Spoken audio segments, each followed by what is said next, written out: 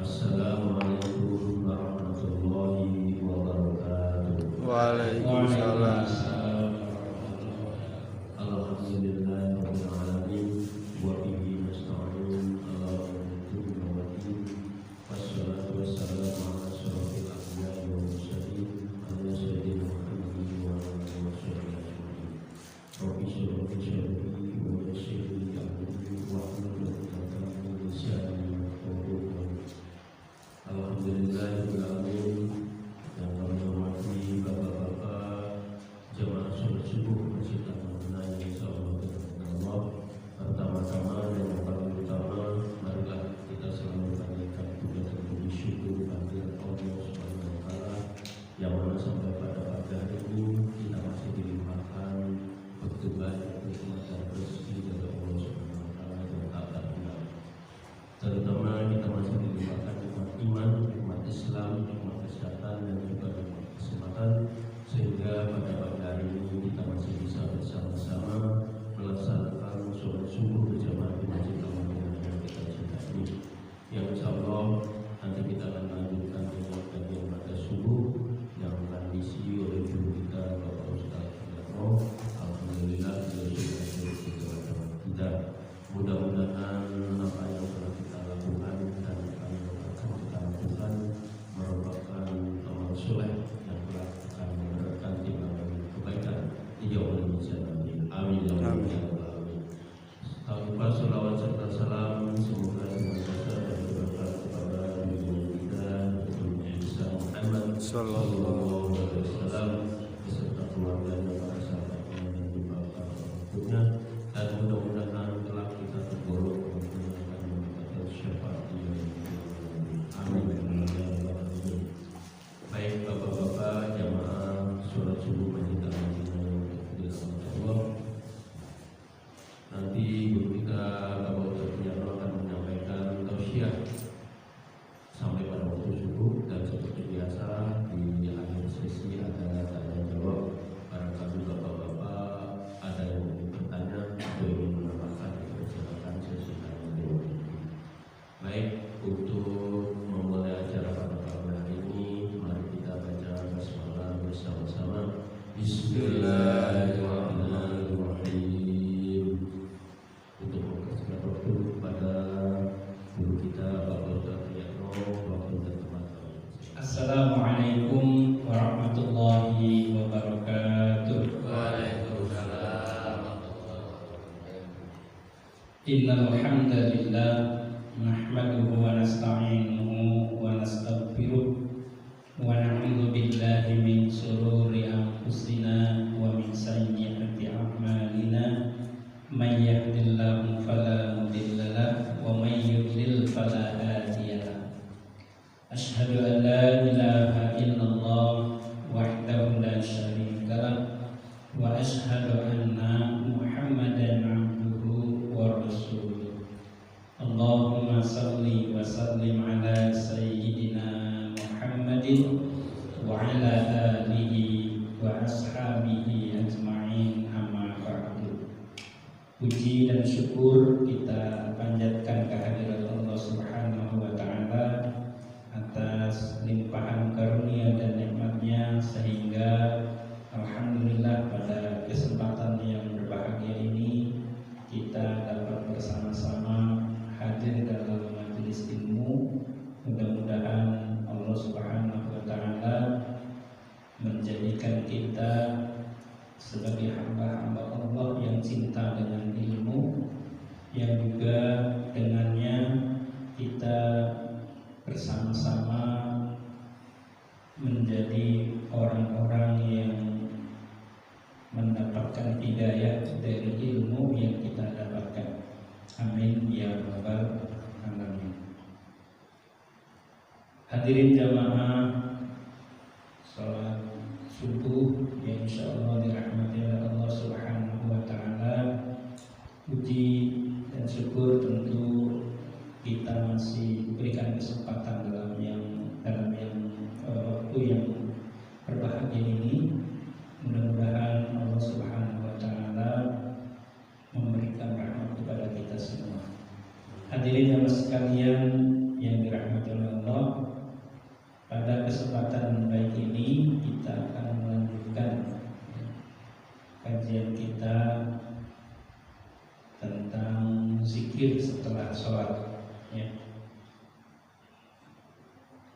Hadirin jamaah sekalian yang dirahmati oleh Allah Subhanahu wa taala. Kenapa kita kaji walaupun ini merupakan bahagian dari keseharian kita. Setiap kita sholat, kita selalu berzikir kepada Allah. Kajian ini adalah tentu dalam rangka untuk menguatkan kita bahwa apa yang kita lakukan memang ada landasannya, bukan dibuat-buat, bukan hanya tradisi, tapi memang hal yang dianjurkan dan disunnahkan oleh baginda Rasulullah Sallallahu Alaihi Wasallam. Setelah kita sholat, ya, kajian kita tentang sholat sudah selesai, maka kemudian kita berzikir setelah sholat. Apa yang kita baca ketika kita setelah sholat, zikir setelah sholat? Dalam hadis yang diriwayatkan dari Sauban radhiyallahu anhu, ya, Nabi Muhammad SAW bersabda, karena Rasulullah Sallallahu Alaihi Wasallam adalah Rasulullah Sallallahu Alaihi Wasallam idam sorofa min sholati istaghfaro salasan. Apabila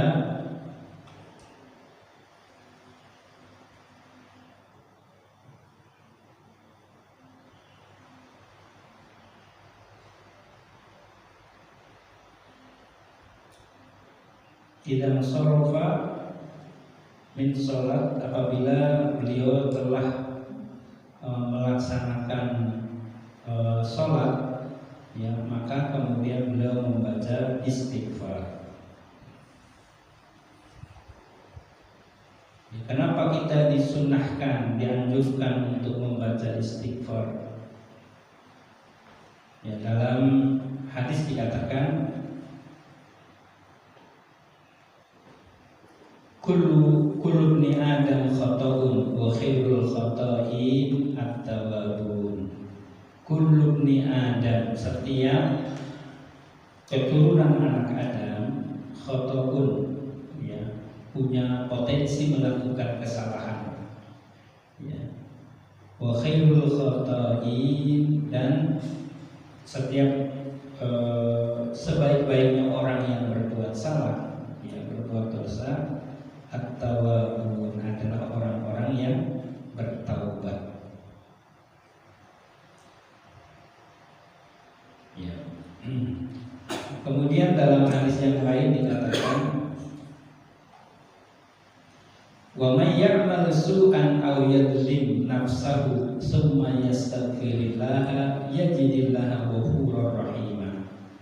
Wa man, dan barang siapa ya'mal, yang melakukan su'an, keburukan atau kesalahan, aw yadhlim, atau perbuatan zalim, nafsahu, terhadap dirinya sendiri, summa yastaghfirillah, kemudian dia meminta ampun kepada Allah Subhanahu wa taala, yajidillaha, maka dia akan menemukan Allah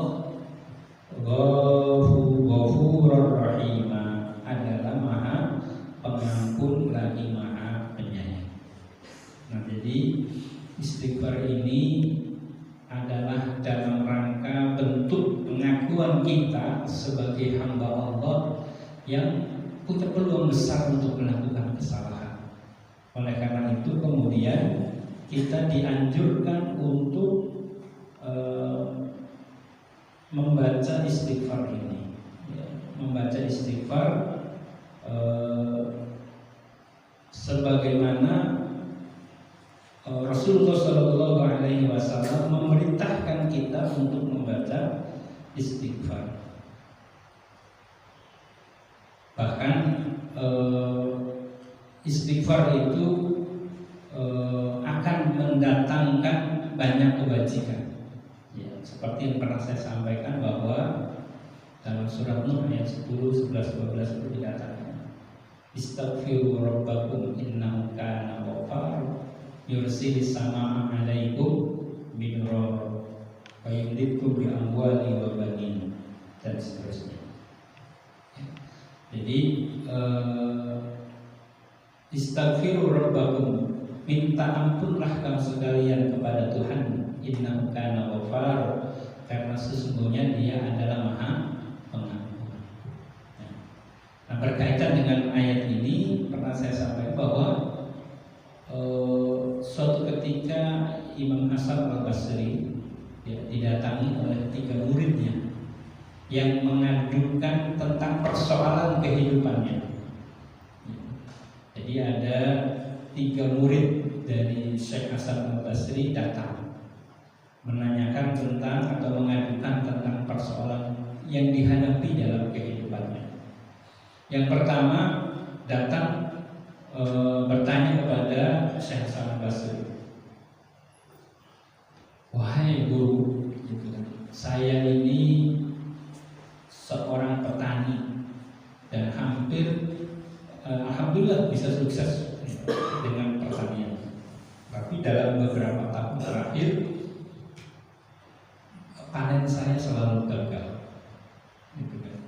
Maka mohon taujihnya, mohon nasihatnya.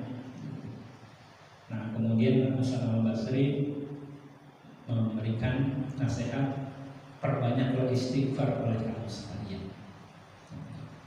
Kemudian santri yang kedua, muridnya yang kedua menanya lagi, wahai guru, saya juga punya persoalan. Saya ini seorang pebisnis. Saya sempat sukses, kaya raya. Tapi kemudian perkembangan sekarang ini bisnis saya selalu merugi. Bahkan sampai mendapatkan satu pekerjaan yang itu kemudian membuat saya bangkrut. Bahkan sampai jika aset-asetnya itu dijual, tidak cukup untuk menutupi hutang-hutang. Maka mohon nasihatnya dulu. Kata Syekh Hasan al-Basri, perbanyaklah oleh membaca istighfar. Nah, kemudian santri yang ketiga juga mengadukan pertanyaan, persoalan hidupnya juga. Wahai guru, saya sudah berkeluarga puluhan tahun, tapi sampai hari ini saya belum dikasih keturunan, belum dipercaya mendapatkan keturunan. Mohon nasihatnya. Maka sekali lagi Imam Hasan al-Basri menjawab, perbanyaklah oleh membaca istighfar. Nah, jadi inilah dasarnya istighfar, begitu kan? Sehingga 3 murid Imam Hasan al-Basri ini ada pertanyaan, gitu kan? Wahai guru, ini kami bertiga ini punya persoalan hidup yang berbeda-beda.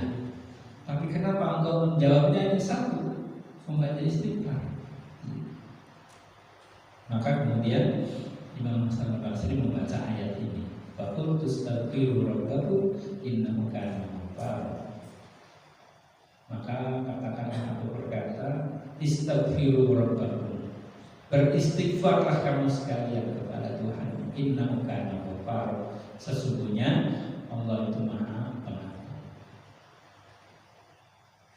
Yursilis sama alaikum midrara. Maka kalau kita sudah membaca istighfar, mendawamkan baca istighfar, yursilis sama, maka Dia Allah akan menurunkan dari langit air, maksudnya hujan, air hujan. Midrara yang deras, lagi memberikan rahmat. Nah, artinya apa? Artinya bahwa bisa jadi seseorang yang punya profesi pertanian kan pasti hubungannya dengan air, karena ketika menanam membutuhkan air, untuk menyuburkan membutuhkan air. Bisa jadi air hujan yang turun bukan hujan rahmat, hujan yang membawa penyakit. Nah, oleh karena itu dengan membaca istighfar, maka Allah turunkan air yang turun itu akan menyirami tanaman yang membuat tanaman itu jadi subur, sehingga kemudian tanaman itu bagus dan panennya juga bagus. Kemudian pertanyaan yang pertama bisa dijawab. Wa yumditkum bil amwal. Kemudian Allah membentangkan, meluaskan amwal, rizki. Maka orang yang profesinya bisnis, pebisnis, ya dengan doa, dengan banyak baca istighfar itu, maka akan menyebabkan dia dimudahkan mendapatkan rezeki. Kemudian wa yumditkum bi amal wal banin. Wa banin itu artinya keturunan, anak-anak. Jadi yang enggak punya keturunan, mudah-mudahan dengan istighfar diberikan keturunan. Jadi 3 persoalan yang berbeda ini oleh Imam Hasan Basri dijawab dengan 1 istighfar. Nah, kenapa? Karena tadi bahwa orang punya potensi melakukan kesalahan. Sangat besar kita bisa melakukan kesalahan. Dan sebaik-baik orang yang melakukan kesalahan ya adalah at-tawwabun, tadi kita katakan, adalah orang yang bertaubat kepada Allah. Ketika kita bertaubat kepada Allah, maka hati kita jadi bersih. Orang yang hatinya bersih, doanya makbul. Karena Allah itu zat yang maha bersih, Allah itu zat yang maha baik, dan Allah tidak akan menerima kecuali yang baik-baik. Innallaha thayyibun la yuqbalu illa thayyiban. Allah maha baik dan tidak akan menerima kecuali yang baik. Jadi satu frekuensi, Allahnya maha suci, kitanya suci, kitanya bersih, maka nyambung frekuensinya itu. Maka kemudian doanya dikabul sama Allah Subhanahu wa taala. Maka kemudian perbanyak baca istighfar. Sampai-sampai Rasulullah saja dalam 1 hari 1 malam tak kurang membaca dari 100 dalam satu riwayat, dalam riwayat yang lain 80 kali. Artinya bahwa istighfar ini menjadi zikir harian kita. Terkhusus setelah sholat minimal kita baca 3 kali. Ya. Ya, boleh astagfirullahaladzim, astagfirullahaladzim, astagfirullahaladzim boleh. Atau yang lebih lengkap, astagfirullahaladzim, alladzi la ilaha illa huwal hayyul qayyum wa atubu ilaihi. Nah, inilah tuntunan Rasulullah ketika setelah sholat.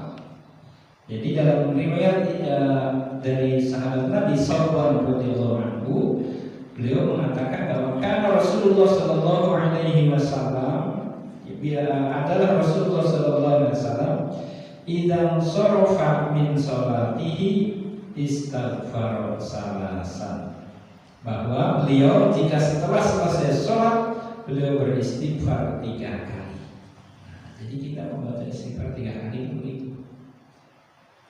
Ada landasannya, gitu kan? Ada landasannya, ada dalilnya, begitu. Waqala, kemudian kemudian beliau bersabda, atau beliau berkata, berdoa, Allahumma antas salam wa minkas salam, tabarakta dzal jalali wal ikram. Nah, setelah itu kemudian membaca doa ini, Allahumma antas salam, ya Allah engkau assalam yang memberikan keselamatan, wa minkas salam, dan darimu segala keselamatan, tabarakta dzal jalali wal ikram, maha berkah, ya. Kau yang memiliki keagungan dan keberkahan dan kemuliaan. Nah, jadi dalam riwayat hadis ini setelah istighfar doa Allahumma antas salam. Dalam riwayat yang lain ada setelah istighfar kemudian membaca la ilaha illallah wahdahu la syarika. Nah, dalam hadis riwayat Al-Mughirah bin Syu'bah radhiyallahu anhu yang berkata, sami'tu Nabiy sallallahu alaihi wasallam yaqul, bahwa aku mendengar Nabi Muhammad sallallahu alaihi wasallam bersabda atau berkata, khalfa sholati, setelah sholat. Khalfa itu di belakang atau setelah sholat maksudnya. Khalfa sholati, setelah sholat apa yang dibaca? La ilaha illallah wahdahu la syarika. Tiada Tuhan yang berhak disembah selain Allah. Allah, ya, tidak ada sekutu baginya, tidak ada sekutu baginya. Kemudian Allahumma la mani'a lima a'taita wa la mu'tiya lima mana'ta wa la yanfa'u dzal jaddi minkal jaddi. Kemudian setelah itu beliau juga membaca doa, ya Allah, tidak ada yang mencegah apa yang Engkau berikan, dan tidak ada yang memberi apa yang Engkau cegah. tidak berguna kekayaan dan kemuliaan bagi pemiliknya. Dari engkaulah semua kekayaan dan kemuliaan. Nah, jadi urutan doanya begitu ada. Jadi kemudian oleh para ulama itu diramu kemudian menjadi tuntunan zikir setelah sholat. Gitu. Nah, seperti yang tadi saya baca dalam sholat, setelah sholat itu pertama istighfar 3 kali, kemudian la ilaha illallah wahdahu la syarikalah 3 kali. Dalam riwayat yang lain la ilaha illallah wahdahu la syarikalah 10 kali. Nah, boleh silahkan yang minimal 3 kali, ya kan? Syukur-syukur bisa sampai 10 kali.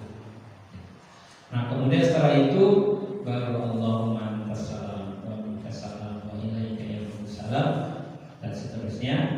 Kemudian ditutup dengan Allahumma la mani'a lima a'taita wa la mu'tiya lima mana'ta wa la radda lima qadaita wa la yanfa'u dzal jaddi minkal jadd. Nah, itu urutan doanya yang kemudian diramu oleh para ulama kita. Nah, hadirin jamaah sekalian yang dirahmati oleh Allah Subhanahu wa taala. Kemudian setelah itu apa? Ya, membaca ayat-ayat Quran. Dianjurkan membaca ayat-ayat Al-Quran, zikir ayat Al-Quran. Ya, dalam berbagai riwayat hadis ya, di dalam Al-Surah di sana jelas ada hadis-hadis yang menjelaskan tentang zikir baik pagi maupun petang. Ya, khususnya pagi setelah sholat subuh, maka yang paling bagus itu membaca zikir Quran adalah urutannya Al-Fatihah. Makanya setelah Allahumma lima a'taita Al-Fatihah kan gitu ya, baca surat Al-Fatihah. Setelah surat Al-Fatihah kemudian Alif Lam Mim ya, atau 5 ayat pertama surat Al-Baqarah. Ya, Alif Lam Mim dzalikal kitabul la raiba fihi dan seterusnya, kemudian sampai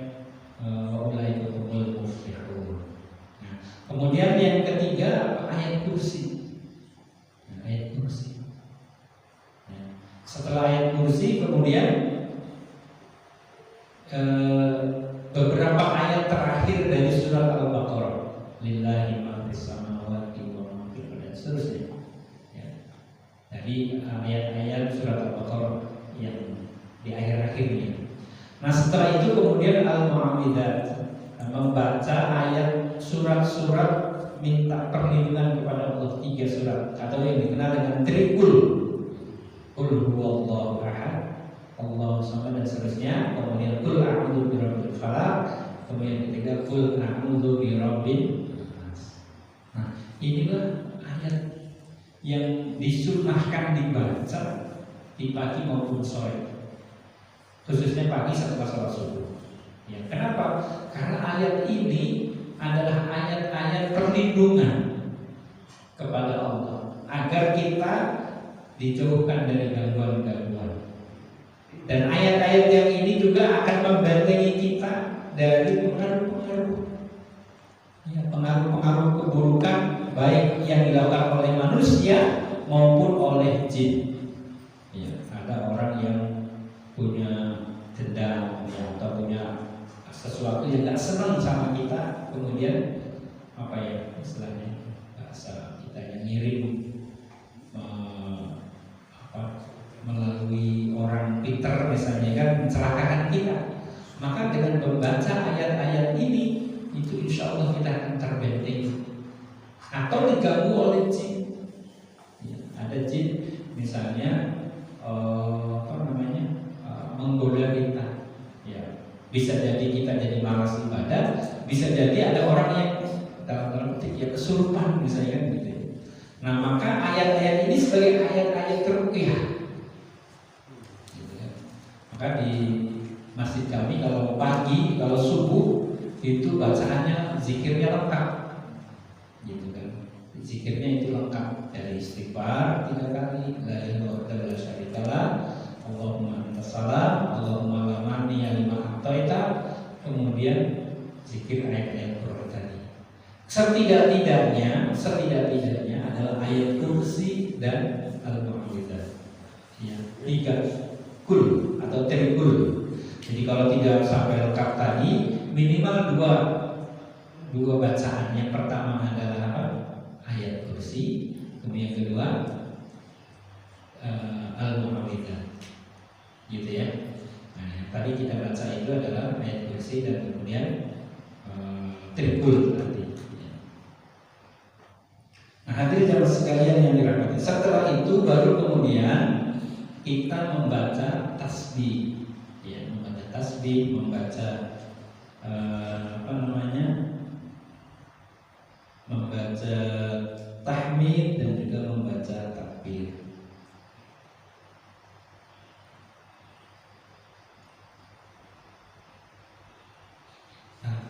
Berdasarkan hadis dari Abu Hurairah radhiyallahu anhu, Nabi Muhammad sallallahu alaihi wasallam bersabda, "Man sabbahallaha fi duburi kulli sholatin salasan wa salasin." Man sabbaha, barang siapa yang bertasbih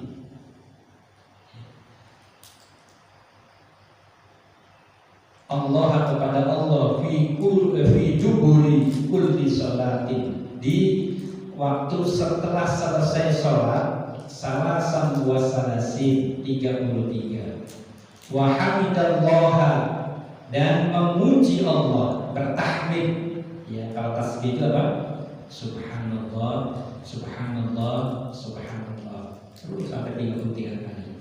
Kemudian wa hamidallah, memuji Allah, bertahmid, yaitu membaca alhamdulillah, alhamdulillah, alhamdulillah, 33 kali, ya. Salasan wa salasin. Kemudian wa kabbarallaha, dan membesarkan keagungan Allah, bertakbir, kabbar, wa kabbarallaha, dan bertakbir kepada Allah Subhanahu wa ta'ala, salasan wa salasin, ya, 33 kali. Dia membaca Allah Akbar 33 kali. Fatilka tis'atun wa tis'un, kemudian sehingga itu menjadi 99, ya. Kemudian itu menjadi 99. Wa qala tamamal mi'ah, dan kemudian beliau bersabda, sempurnakan menjadi 100 dengan la ilaha illallah wahdahu la syarikalah, lahul mulku wa lahul hamdu wa huwa ala kulli syai'in qadir. Maka apa? Kata Rasulullah, ghufirat khotoyahu wa in kanat misla zabadil bahri. Dia mengatakan ghufirat, maka akan diampuni khotoyahu, kesalahan-kesalahannya. Wa in kanat, walaupun kesalahan-kesalahan itu misla zabadil bahri, seperti banyaknya buih di lautan, ya. Jadi walaupun buih itu kan banyak sekali, ya. Walaupun dosa-dosa seseorang itu banyak sebagaimana buih di lautan, tapi kalau dia membaca tasbih 33 kali, kemudian membaca tahmid, ya, 33 kali, takbir 33 kali, begitu la ilaha illallah wa la syarikalah, dan seterusnya, maka Allah akan mengampuni dosa-dosa. Makanya kemudian dianjurkan zikir 3 hal itu setelah sholat. Jadi ini dalilnya yang berkaitan dengan kita membaca tasbih, tahmid dan juga takbir. Dalam riwayat yang lain dari Ka'ab bin Ujrah radhiyallahu anhu, Nabi Muhammad SAW bersabda, mu'aqibatun la yakhibu qailuhunna aw fa'iluhunna dubura kulli sholatin maktubatin. Ya, kata beliau, zikir-zikir yang tidak akan merugi orang yang mengucapkannya setelah sholat wajib adalah wasalasuna tasbihatan, salasun wasalasuna tasbihatan, wasalasuna tahmidatan, wa arba'un wasalasuna takbiratan. Ya, 33 kali tasbih, 33 kali tahmid, dan 34 kali takbir. Nah, jadi dalam riwayat yang lain, jadi beberapa riwayat. Kalau tadi 33, 33, 33. Kalau sekarang 33, 33, 34. Dalam riwayat yang lain 25 kali. Di sini dikatakan dari riwayat Zaid bin Sabit radhiyallahu anhu, dia berkata, "Umiru an yusabbihu dubura kulli salatin salasan wa salasin wa yahmadu salasan wa salasin wa yukabbiru arba'an wa salasin fa'ati ya rajulun minal ansari fi manamihi wa qila lahu."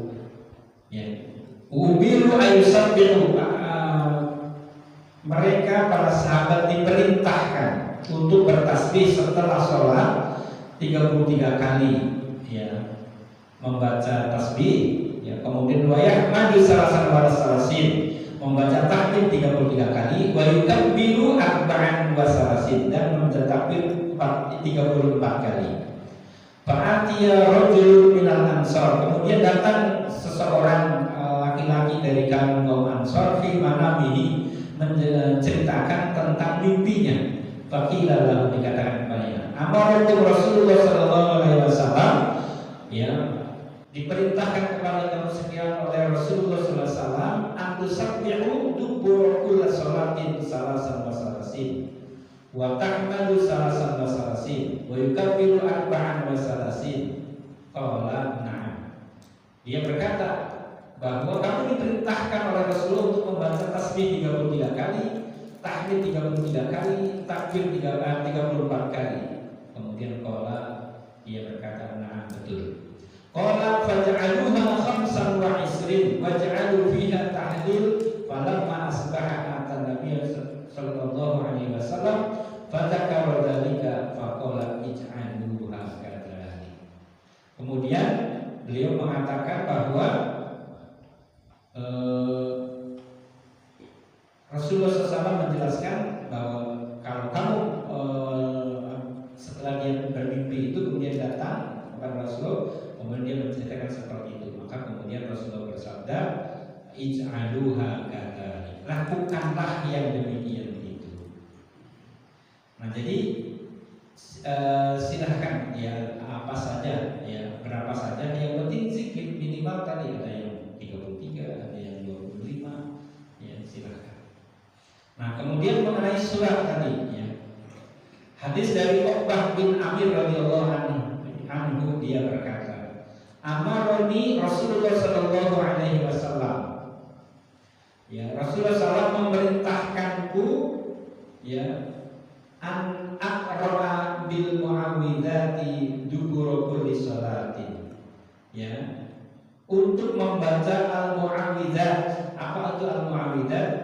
Yaitu membaca 3 doa ayat surat perlindungan, yaitu qul huwallahu ahad, qul a'udzu birabbil falaq, qul a'udzu birabbin nas. Kemudian dalam hadis yang lain dikatakan dari Abu Umamah Al-Bahili radhiyallahu anhu, Nabi Muhammad SAW bersabda, man qara'a ayatal kursi, barang siapa yang membaca ayat kursi, dubura kulli salatin maktubatin, setiap setelah sholat wajib maktubah, lam yamna'uhu min dukhulil jannah ilal maut, maka tidak ada yang bisa menghalanginya untuk masuk ke surga kecuali kematian. Nah, artinya apa? Artinya kita memang dianjurkan untuk membaca minimal tadi ayat kursi dan 3 kul berarti. Nah, syukur-syukur dalam riwayat yang lain yang lengkap tadi, Al-Fatihah, awal surat Al-Baqarah, ayat kursi, akhir surat Al-Baqarah, baru 3 kul tadi. Nah, kemudian setelah itu dianjurkan untuk membaca tahlil, ya, setelah takbir, kemudian membaca tahlil. Apa yang tahlil? La ilaha illallah. Karena la ilaha illallah ini adalah kuncinya surga. Ya, dalam riwayat dikatakan miftahul jannah la ilaha illallah. Ya, kuncinya surga itu adalah la ilaha illallah. Dalam riwayat yang lain, afdhalul dzikri, seutama-utamanya zikir fa'lam annahu, ketahuilah olehmu bahwasanya la ilaha illallah, tidak ada Tuhan kecuali Allah. Baca boleh berapa saja silakan, mau 100 kali boleh, 33 kali boleh. Dalam satu riwayat dikatakan tasbih 33 kali, tahmid 33 kali, takbir 33 kali, kemudian tahlil 33 kali. Nah, inilah yang tadi kita baca setelah sholat. Nah, jadi kalau diramu oleh para ulama urutan zikir setelah sholat, yang saya simpulkan yang pertama adalah istighfar. Istighfar minimal berapa? 3 kali. Silahkan mau baca yang mana istighfarnya. Boleh yang paling pendek astagfirullahaladzim, astagfirullahaladzim, astagfirullahaladzim. Atau yang lebih panjang astagfirullahaladzim alladzi la ilaha illa huwal hayyul qayyum wa atubu ilaihi. Kemudian la ilaha illallah wahdahu la syarika lah, lahul mulku wa lahul hamdu yuhyi wa yumiit wa huwa ala kulli syai'in qadir. 3 kali minimal. Lebih sempurna dari yang lain 10 kali. Nah setelah itu kemudian Allahumma antas salam wa minkas salam wa ilaika ya'udus salam wa hina rabbana bisalam wa dakhilna jannata darus salam tabarakta rabbana wa ta'alaita ya dzal jalali wal ikram. Kemudian Allahumma la maniya lima a'taita wa la mu'tiya lima mana'ta wa la radha lima qadaita wa la yanfa'u dzal jaddi minkal jadd. Setelah itu baru kemudian Al-Fatihah, baca ayat-ayat Quran. Ya, Al-Fatihah. Kemudian kalau setelah Al-Fatihah, kalau mau tidak semuanya minimal ayat kursi.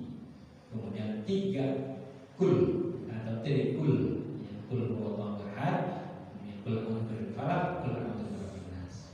Nah, setelah itu baru baca subhanallah, subhanallahirrahmanirrahim, subhanallah, subhanallah, subhanallah, tasbih 33 kali. Kemudian setelah itu tahmid 33 kali, alhamdulillah, alhamdulillah, alhamdulillah, sampai 33 kali. Kemudian takbir, ya Allahu akbar, Allahu akbar, Allahu akbar 33 kali. Kemudian tahlil, afdhalul dzikri fa'lam annahu la ilaha illallah 33 kali minimal. Ya. Lebih bagus 100 kali. Ya. Minimal sekali ya silakan. Masalah angka itu adalah sesuai dengan waktu yang kita miliki. Gitu ya. Nah setelah itu baru kemudian doa. Gitu ya. Baru setelah itu kemudian membaca doa. Nah hadirin jamaah sekalian yang dirahmati oleh Allah,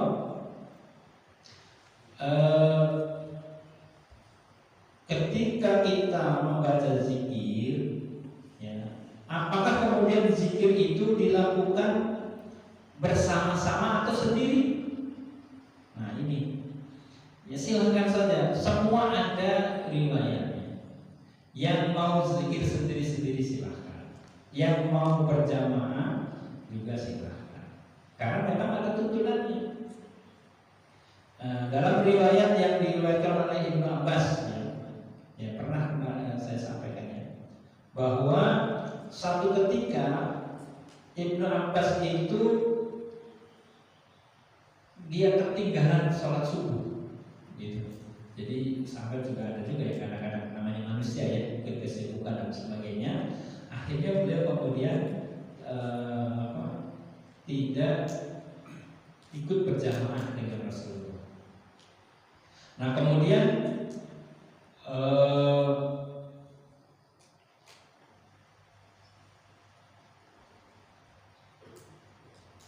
tiba-tiba Ibnu Abbas terbangun karena mendengar suara zikir yang kencang, gitu kan? Ya dari Masjid Madinah. Gitu. Jadi terbangunnya itu karena apa? Karena kan kalau misalnya suaranya semuanya bersuara, berzikir gitu kan suaranya jadi tinggi. Nah kemudian terbangun. Nah setelah terbangun, sholat subuhnya saya ketinggalan. Nah kemudian beliau mengatakan bahwa zikir berjamaah setelah masalah sholat yang dilakukan secara dengan suara keras itu pernah dilakukan oleh Rasulullah SAW. Di sini dikatakan itu Abbas radhiyallahu anhu berkata, karena rafa'as sautu bi dzikri hina yansarifu nasu minal maktubati ala ahadin Nabi sallallahu alaihi wasallam. Karena ada rafa'as sautu, suara yang tinggi bi dzikri dengan zikir hina yansarifu nas, ya, setelah manusia melaksanakan minal maktubati, melaksanakan salat 5 waktu, ala ahdi Nabi sallallahu alaihi wasallam adalah biasa dilakukan di zaman Nabi Muhammad sallallahu alaihi wasallam. Beliau berkata, maksudnya Ibnu Abbas berkata, kuntu a'lamu idza sarafu bidzalika idza sami'tuhu. Kuntu sesungguhnya aku a'lamu tahu idza sarafu mereka telah selesai sholat bidzalika dengan melakukan itu, dengan melakukan zikir dengan suara tinggi yang secara berjamaah itu idza sami'tuhu, ketika aku mendengar suara zikir mereka. Nah, berarti apa?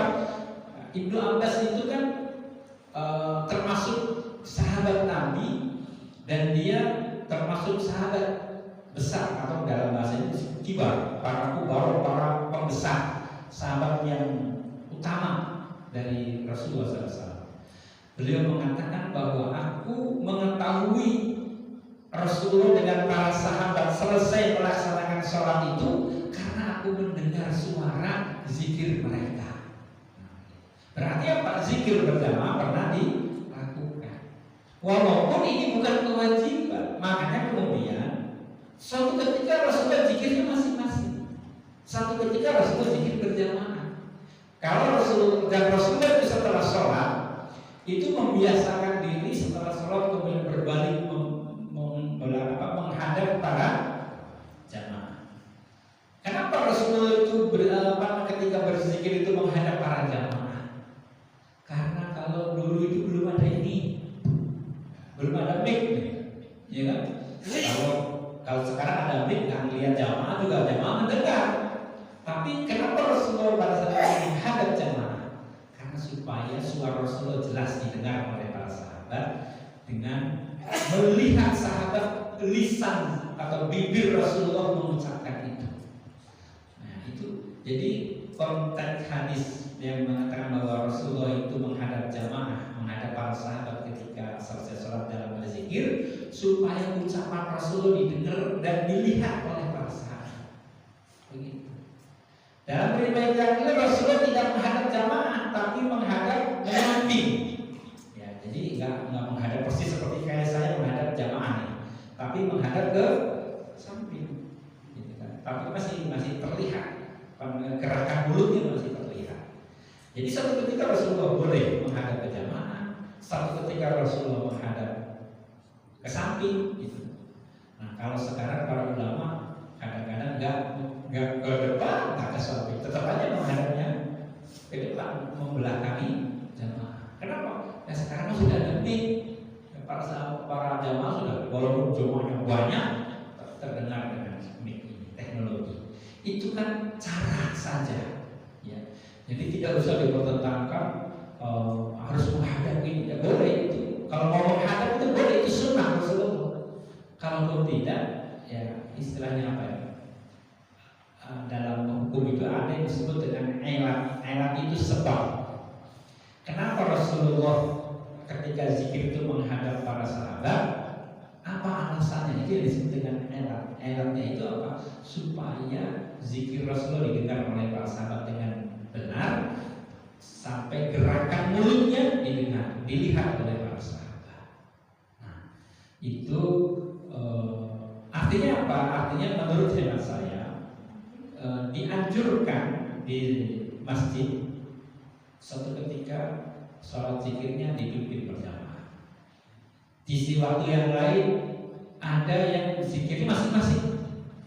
Ya, boleh sih. Supaya apa? Supaya menjaga orisinilitas dari hadis-hadis Rasulullah. Karena Rasulullah pernah melakukan zikir berjamaah, pernah juga melakukan zikir masing-masing. supaya menunjukkan bahwa zikir berjamaah itu bukan sesuatu yang wajib.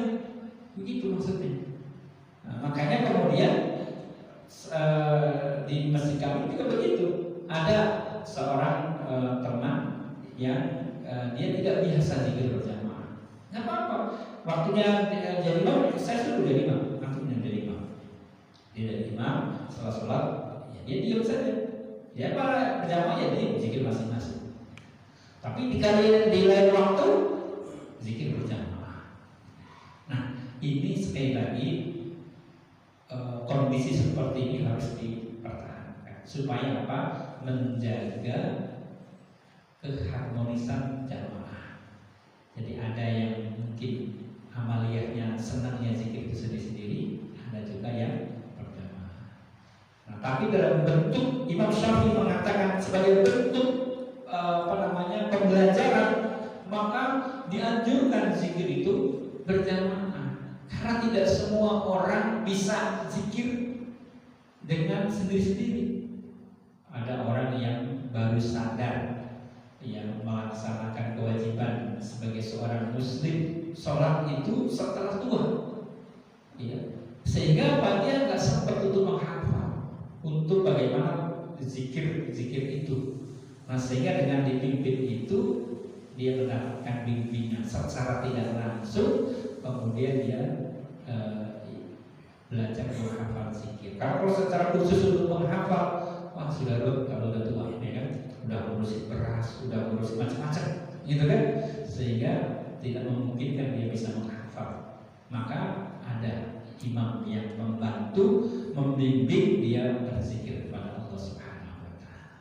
Nah, inilah konsep zikir setelah sholat. Nah, kemudian setelah zikir kita doa, berdoa kepada Allah Subhanahu wa Ta'ala. Nah, ketika berdoa kepada Allah Subhanahu wa Ta'ala, ketika doa itu dipimpin atau berjamaah, maka seorang imam yang pimpin zikir berdoa juga, maka doanya itu yang umum-umum saja. Artinya yang memang betul-betul menjadi kebutuhan atau doa utama, ya, yang dilakukan atau yang dibutuhkan oleh para jamaah. Di antaranya apa? Doa minta ampun kepada Allah. Jadi ada berdoanya juga, pertama memuji dulu kepada Allah. Hamdan na'imiin, hamdan syakirin, hamdan yuwafi ni'amahu wa yukafi mazidah.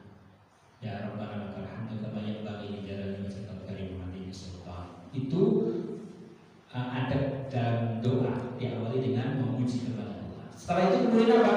Sholawat. Nah, silakan sholawatnya mau sholawat yang mana saja boleh. Ya, sholawat yang paling utama adalah sholawat Ibrahimiyah, sholawat yang ada di dalam tahiyat akhir. Allahumma sholli ala sayyidina Muhammad wa ala ali sayyidina Muhammad. Boleh pakai sayyidina, boleh juga tidak, silakan. Korsinilnya tidak pakai. Kemudian para ulama dalam bentuk takriman wa tasrifan wa ta'ziman kepada baginda Rasulullah, kemudian tambah dengan sayyidina. Itu khilafiyah, silakan mau dipakai mau tidak, silakan. Nah, atau sholawat yang lain silakan, mau sholawat nariyah, mau sholawat fatih, mau sholawat apa saja silakan. Minimal Allahumma sholli wa sallim ala sayyidina Muhammad wa ala ali sayyidina Muhammad. Nah, setelah itu baru doa. Doa yang pertama apa? Minta ampun untuk diri kita, orang tua kita, dan kaum muslimin secara umum. Itu kan kebutuhan setiap orang. Ya, keinginan dari setiap orang mendapatkan ampunan dari Allah. Makanya Allah maghfir lana dzunubana wal walidayna warhamhuma kama rabbayana shighara wa li jami'il muslimina wal muslimat wal mu'minina wal mu'minat al ahya'i minhum wal amwat. Minta ampun untuk diri kita dari dosa-dosa, untuk kedua orang tua kita, untuk kaum muslimin dan muslimat secara. Nah, ini kan kebutuhan semuanya. Setelah itu apa? Minta hadis yang dicontohkan Rasul, minta ilmu yang bermanfaat. Nah, di antaranya di sini. Anna Rasul, di hadis dari Mu'adz bin Jabal radhiyallahu anhu, dia berkata, anna Rasulullah sallallahu alaihi wasallam, bahwasanya Rasulullah sallallahu alaihi wasallam akhadha biyadihi, ya, mengambil, menarik tanganku sambil berkata, wa qala ya Mu'adz, wahai Mu'adz, wallahi demi Allah, inni la uhibbuk, wallahi inni la uhibbuk. Faqala usika ya Mu'adz la tada'anna fi duburi kulli sholatin taqulu Allahumma a'inni ala dzikrika wa syukrika wa husni ibadati. Nah ini Rasulullah mengatakan, Rasulullah menarik tanganku, kata Mu'adz bin Jabal. Kemudian beliau mengatakan, wahai Mu'adz, demi Allah aku mencintaimu, sungguh aku mencintaimu. Aku wasiatkan kepada engkau wahai Mu'adz, hendaknya engkau jangan tinggalkan di setiap akhir sholat untuk berdoa, Allahumma a'inni ala dzikrika wa syukrika wa husni ibadah. Itu kalau doa sendiri. Kalau berjamaah ya jangan egois. Imam harus menyesuaikan bacaannya. Apa? Allahumma a'inna. Nah, kalau a'inni kan ya Allah sesungguhnya aku.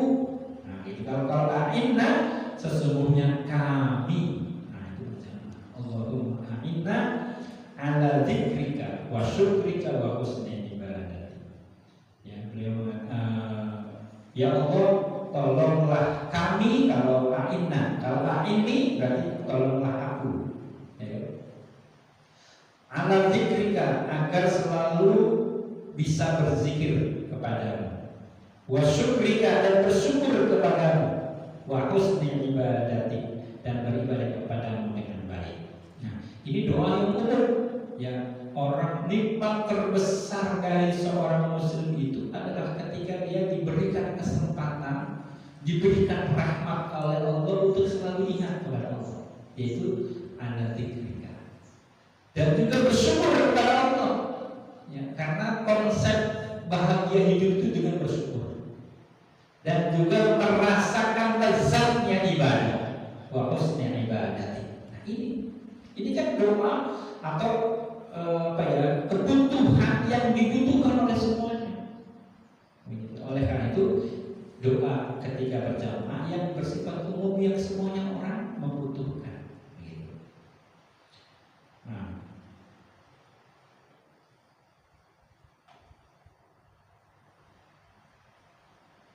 kemudian doa yang lain misalnya apa? Allahumma inna nas'aluka ilman nafi'an.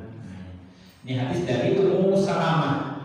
Ummu Salamah Hindu binti Abi Umayyah radhiyallahu anha, ia berkata, "Kana yaqulu idza shalla subha hina yusallimu, Allahumma inni as'aluka ilman nafi'an wa rizqan thayyiban wa 'amalan mutaqabbalan." Biasanya Rasulullah SAW jika salat subuh, ketika setelah salam, beliau selalu membaca doa, Allahumma inni as'aluka ilman nafi'an. Ya Allah, sesungguhnya aku meminta kepadamu ilmu yang bermanfaat, wa rizqan thayyiban, dan rizki yang baik, wa amalan mutaqabbalan, dan amal yang diterima. Ini kan permintaan, ini kan doa umum yang semua orang pengen dapat ilmu yang bermanfaat, rizki yang baik, ya, kemudian amal yang diterima. Begitu ya.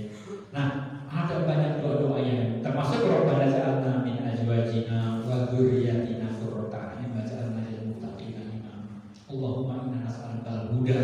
Misalnya, ya Allah, berikan kepada kami petunjuk hidayah, wa tuqa, dan ketakwaan, wal afafa, dan ifah, harga diri, kehormatan diri, ya, wal afafa wal ghina, dan juga kekayaan, baik kaya hati maupun kekayaan harta. Ya, Allahumma inna nas'aluka al-huda wa tuqa wal afafa wal ghina. Dan yang tidak lupa adalah minta doa husnul khatimah. Allahumma inna nas'aluka husnul khatimah wa na'udzubika min su'il khatimah. Ditutup dengan doa satu jaga. Rabbana atina fid dunya hasanah wa fil akhirati hasanah wa qina adzabannar. Kemudian salawat lagi, wassallallahu ala sayyidina Muhammadin wa ala alihi wasallam. Alhamdulillahirabbil alamin. Nah, inilah rangkaian zikir dan doa setelah sholat. Yang mudah-mudahan dengan seperti ini kita ada tuntunan. Ya syukur-syukur nanti TKN membuat tulisan, ya kan? Tulisan tadi, urutan zikir tadi dan doa-doa yang tadi, supaya siapapun nanti yang jadi imam dia bisa memimpin dengan itu tulisan itu. Ataupun kalau tidak bisa zikir masing-masing, ya dia sudah punya di fotokopi bagian di jamaah, supaya jamaah juga bisa zikir baik itu masing-masing maupun zikir berjamaah. Nah, inilah hadirin sekalian urgensinya kita menuntut ilmu. Jadi kalau kita sudah memahami begini, nggak akan ribut itu jamaah, ya nggak akan terjadi saling menyalahkan. Wah, jamaah zikir berjamaah itu nggak ada contohnya. Memang ada banyak riwayat, ada yang mengatakan Rasulullah tidak pernah mencontohkan, karena memang yang dia lihat pada saat itu Rasulullah zikirnya sendiri. Sehingga kemudian dia mengatakan tidak pernah saya melihat Rasulullah zikir berjamaah. Benar, karena pada waktu itu Rasulullah zikirnya tidak berjamaah. Tapi dalam riwayat yang lain, nah begitu, makanya kemudian kita tidak boleh saklek, ya tidak boleh saklek itu egois, ya atau apalah namanya, bahwa wah zikir kami yang paling benar. Jadi semua ada riwayatnya. Jadi kalau kita tahu sudah dalilnya, maka kita itu akan jadi arif, jadi bijaksana. Ya. Jadi orang yang arif, orang yang bijaksana, orang yang diberikan oleh Allah hikmah, karena dia belajar, dia rajin dalam majelis ilmu. Begitu. Jadi dengan seperti ini maka silakan mau zikirnya berjamaah boleh, masing-masing boleh. Bila perlu ganti-gantian nggak apa-apa. Termasuk juga kunut setelah sholat subuh. Sekali waktu imam baca kunut, tapi di lain waktu imam nggak pakai kunut. Nggak apa-apa, makmum ikutin saja karena Rasulullah begitu. Rasulullah pernah berkunut, pernah juga tidak. Makanya dengan seperti itu, maka keharmonisan, keutuhan, soliditas jamaah itu akan terwujud. Ya tidak saling menyalahkan, tidak saling membid'ahkan dan seterusnya. Nah, saya kira demikian, mudah-mudahan manfaatnya.